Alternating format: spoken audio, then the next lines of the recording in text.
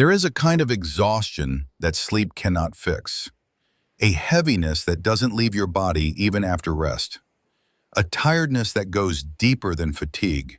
It settles into your bones, your mind, your identity. It's not physical, it's emotional. And emotional exhaustion is one of the most misunderstood psychological states people experience. Part 19 is about that exhaustion, the kind that makes you wake up tired, live tired, think tired, and go to sleep tired. Not because your life is bad, but because your internal world has been burning for so long that even peace feels draining. Most people assume exhaustion comes from doing too much, but emotional exhaustion comes from doing too much without being yourself.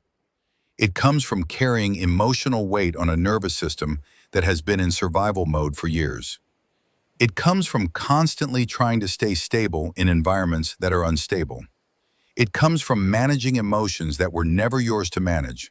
And it comes from holding yourself together so tightly that you forget what it feels like to not be holding.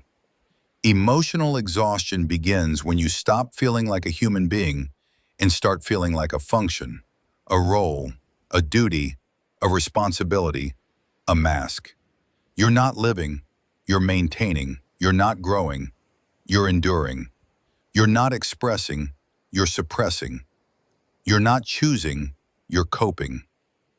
Part 19 goes deeper. Emotional exhaustion is not caused by a single moment. It's the result of years of unprocessed emotions piling up inside you until they begin to shut down your internal system.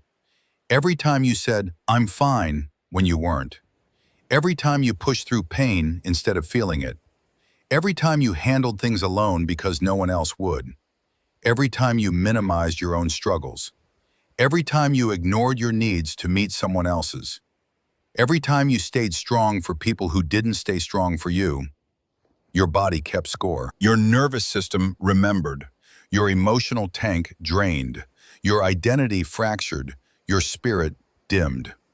This is why emotional exhaustion often appears in people who seem strong, independent, high-functioning, or resilient. The ones everyone relies on. The ones who hold everything together. The ones who never ask for help. The ones who seem unshakable. These are the people who collapse the quietest. Because their exhaustion didn't come from stress. It came from silence. From swallowing emotions to keep peace. From carrying guilt that wasn't theirs. From burying pain that had no place to go. From holding trauma in a body that never learned safety. From pretending to be okay in a world that never noticed the act. Part 19 reveals another brutal truth. Emotional exhaustion is what happens when your mind is tired of fighting battles your mouth never talks about. It's what happens when you feel everything but show nothing. You want to cry but can't. You want to scream but stay silent. You want to rest but can't calm your mind. You want to ask for help but don't know how. You want to feel joy but only feel pressure. You want to be seen but are afraid of being known. You want to stop, but life keeps demanding more. You want to break down, but don't trust anyone with the pieces. Emotional exhaustion is what happens when your heart is overwhelmed, your mind is overloaded, and your body is overstimulated, all at the same time. And people often mistake this for laziness, apathy, depression, or lack of motivation. But emotional exhaustion is none of those things. It is your system shutting down because it never had a break. Even when life gets easier, you don't feel lighter. Even when problems resolve, your heaviness doesn't lift. Even when nothing is wrong, you feel wrong inside. Why?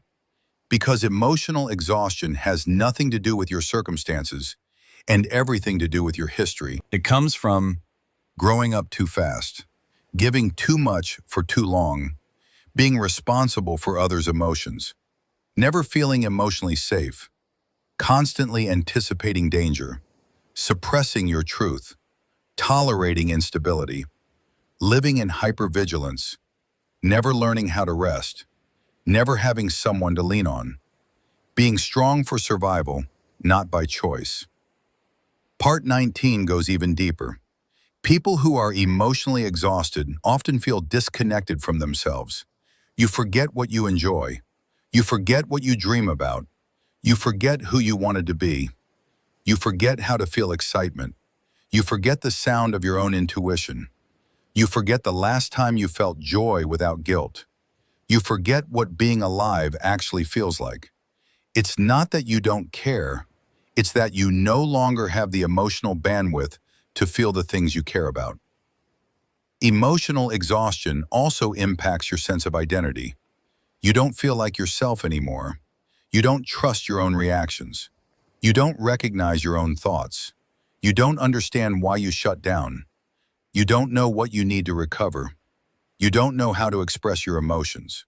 Your internal world becomes foggy. Your external world becomes overwhelming. Your sense of self becomes fragmented. Emotionally exhausted people often say, "I don't feel anything. I feel too much. I feel disconnected. I don't know what's wrong. I'm tired but not physically tired. I want to care but I can't. I want to change but I don't have the energy. I miss the old me." Part 19 explains the most painful truth. You're not tired of life.